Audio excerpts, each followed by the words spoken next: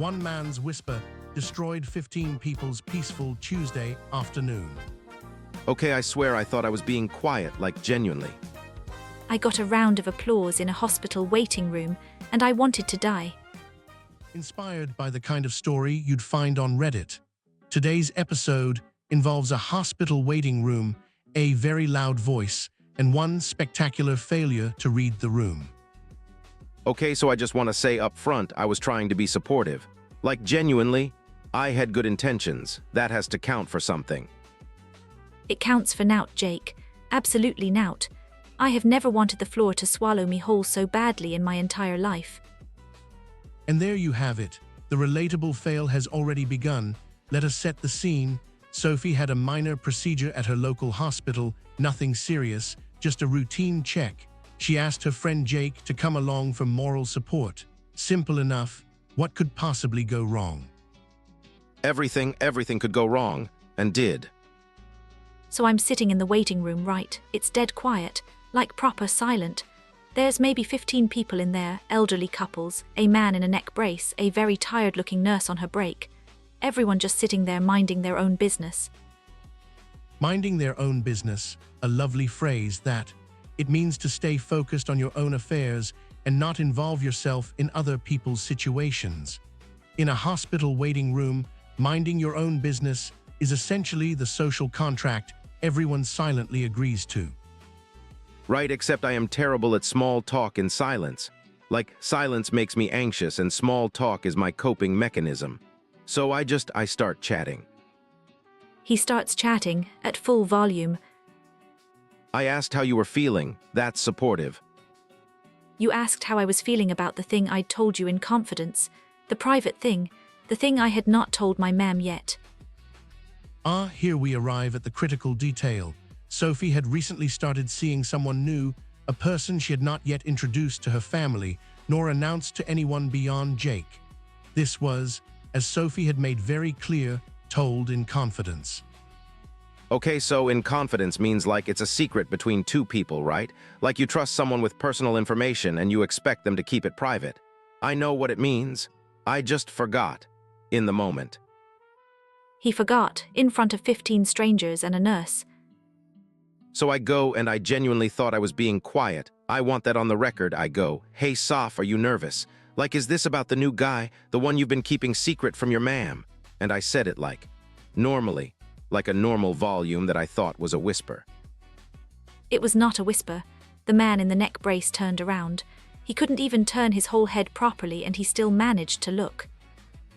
The waiting room, it seems, had very good acoustics. Every head turned. The nurse put down her magazine. An elderly woman leaned slightly forward in her chair with what can only be described as renewed interest in life. Okay, but here's the thing, I panicked. When I panic, I over-explain. So instead of just going quiet, I go, No, it's fine, it's not a big deal. She's just been seeing this bloke for like 2 months and she hasn't told her ma'am yet. It's totally normal, she's not embarrassed or anything. I wanted to die. I was already at the hospital. It would have been proper convenient. Now, over-explaining is a fascinating social behavior. It's when someone gives far more information than necessary, usually because they're nervous or trying to cover up a mistake. Ironically, over-explaining almost always makes the situation worse, as Jake is vividly demonstrating. I was trying to make it less awkward. That's the thing. I genuinely thought if I just explained the context clearly, everyone would relax and go back to their magazines. Jake, there were no magazines. You said that the nurse put hers down to listen to you. Yeah, that's fair. The awkward silence that followed Jake's over-explanation was, by Sophie's account, the loudest silence she had ever experienced. And in social situations, an awkward silence is one of the most uncomfortable things a person can endure, that terrible pause where no one knows what to say and everyone is painfully aware of it. It was one of those awkward silences that feels like it lasts about 47 years. And then the elderly woman, the one who'd leaned forward, she goes very gently, "How long have you been seeing him, love?" Oh no, I forgot about her. She was so sweet about it. That was the worst part. She wasn't being nosy in a mean way, she was just genuinely interested. like I'd accidentally started a conversation, and now I was socially obligated to finish it. Socially obligated, meaning you feel a social pressure or duty to do something, even if you don't really want to. Sophie, despite every instinct telling her to flee, felt socially obligated to respond to this kind woman who was simply following the conversational thread Jake had thrown into the room. I said about 2 months, and she goes, "Oh, that's the best bit, the beginning."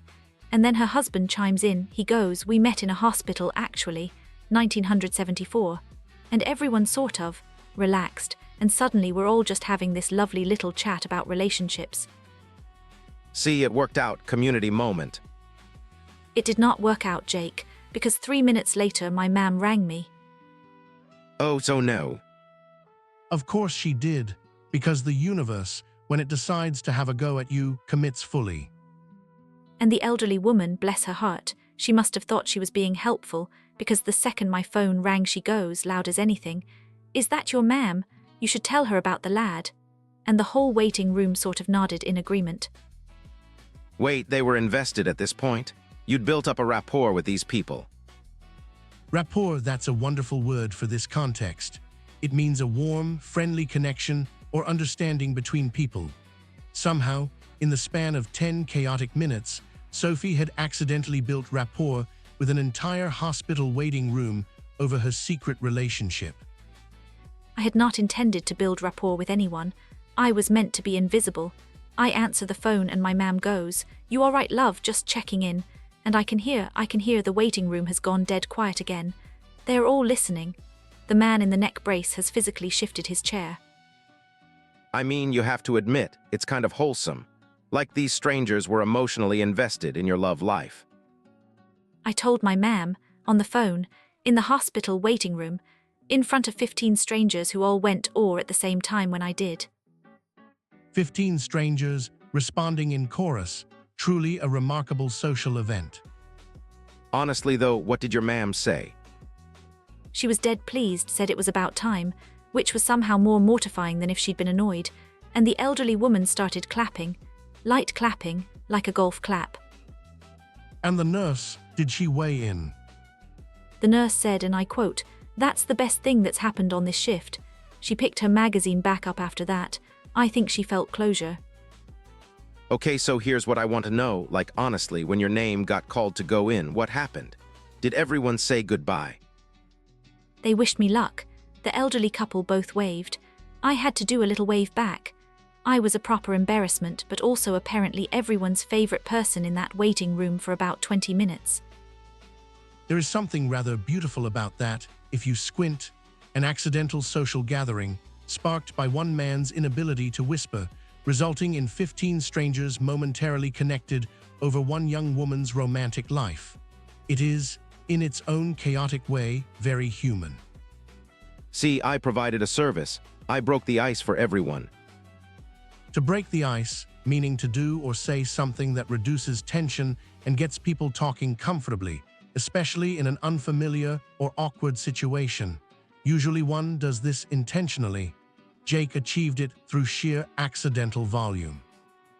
He broke more than the ice. He broke my entire plan to keep that relationship private for at least another month. But your ma'am was happy. There was no bad outcome here. The bad outcome was the 30 seconds where I was standing in a hospital waiting room, getting a round of applause from a man in a neck brace, Jake. That was the bad outcome. I think what makes this story so perfectly relatable is the combination of elements: the hushed public space, the well-meaning friend with no volume control, the total loss of social boundaries in a place specifically designed for quiet, private suffering. Sophie came in for a routine checkup and left having given the waiting room a full narrative arc. And okay, I did apologize after. Like properly. I said sorry and I meant it. I said I completely failed to read the room and I'm genuinely sorry. He said that. It was a proper apology, I'll give him that. To read the room, perhaps the most crucial social skill of all.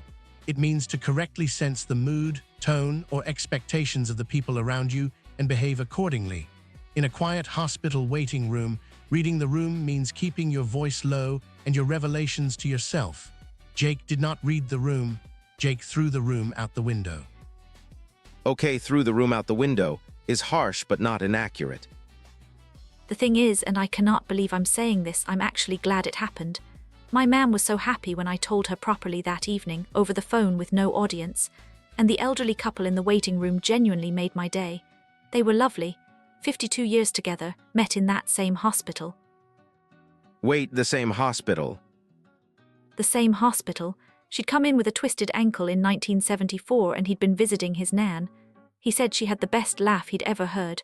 She laughed when he told that, and honestly, yeah, she still does.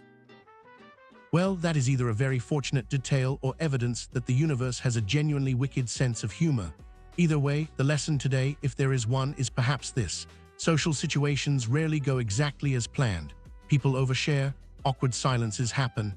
We overexplain, we fail to read the room, we break the ice in entirely the wrong way. And sometimes, just sometimes, it results in something rather lovely. Also, and I stand by this, whispering in public is a skill. It doesn't come naturally to everyone. Some of us are just acoustically generous. Acoustically generous. I'm going to be using that. That's actually dead good, Jake. Thank you, I have layers.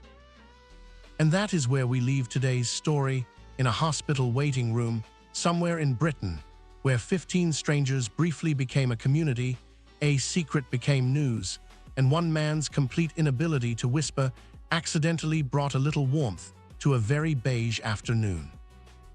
If that made you laugh or made you cringe, honestly, either reaction is valid. Drop us a like. It genuinely helps us out so much. And follow us so you never miss another story like this one. We've got loads more and they only get more embarrassing, I promise.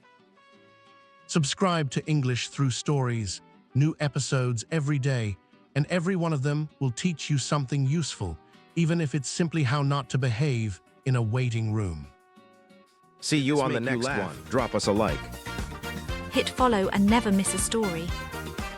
Subscribe to English Through Stories. Find us on YouTube, TikTok, Instagram, and Facebook. See you on the next episode.